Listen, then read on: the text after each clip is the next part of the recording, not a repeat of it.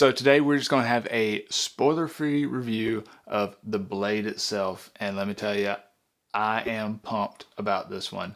So I just finished this book not too long ago, and wow. So let's go over some of the good things about it. There's going to be plenty of those, and there will be some negative things towards the end of the video. So if I had to sum up this book, I would call it a masterclass in character.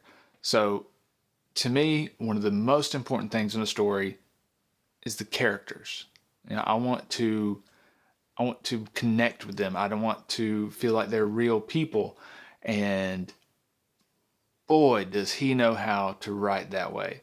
Joe Abercrombie, he just, like nothing I've ever seen, can put you into the shoes, into the heads, into the minds of his characters. So like I said, getting into the head of a character is one of the most important things for me when reading a story, and this just excels at that so good. Of the characters, you have really three main viewpoints throughout the story. You have Logan Ninefingers, you have Glokta, the Inquisitor, and then you have Jezzael, who is the pompous pretty much what he is. And there's no really good guys, there's no bad guys, these are just real people.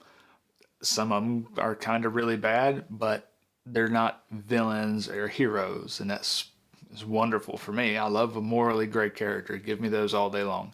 But you have Logan, who is a brute from the north, and he is a fighting man. He's not educated. He's lived in, remote villages his whole life. He was basically a champion that the ruler would bring out to have his one-on-one battles with, and Logan Ninefingers was known for killing. Like, he is a skilled killer. That's what he does. And then you have Glokta, who is one of the most interesting characters I've read in a long time. And he was a war hero back in the day and was captured, tortured gruesomely, and then got back to his home city and became a torturer himself. So vastly different than Logan Ninefingers. And then you have Jezzael, who is, like I said earlier, pretty much just a pompous ass. He's a spoiled rich kid who is unfortunately actually pretty skilled with the sword. So you can't even really hate him on that. But he's just a spoiled brat. He's had practically no life experience. His biggest accomplishment is, not drinking for a little while. It's just a spoiled rich kid. And so those are vastly different viewpoints that you get to see this world through. And at one point, he has each of these characters at different points in time in the story walking down, streets in the city. And when Jezzael's walking through the streets and running through the streets, you see the world a certain way. You see that street a certain way, and you just take it for granted. But then Glokta walks down it, and you're like, oh, this is a totally different street, but it's the same one.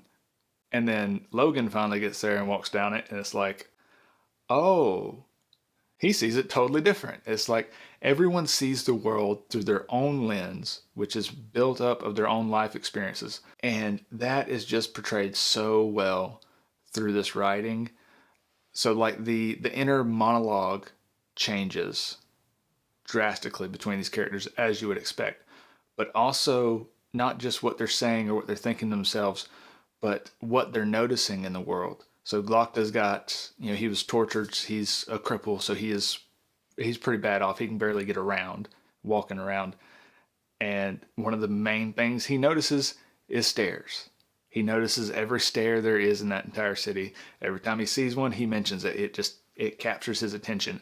And just those small nuances like that is just really, really develops a character for me. And then, of course, Logan, you have him walking through the town, and he's, seeing, how well defendable that is, how strong that door is, how crowded it is because he's used to rural settings.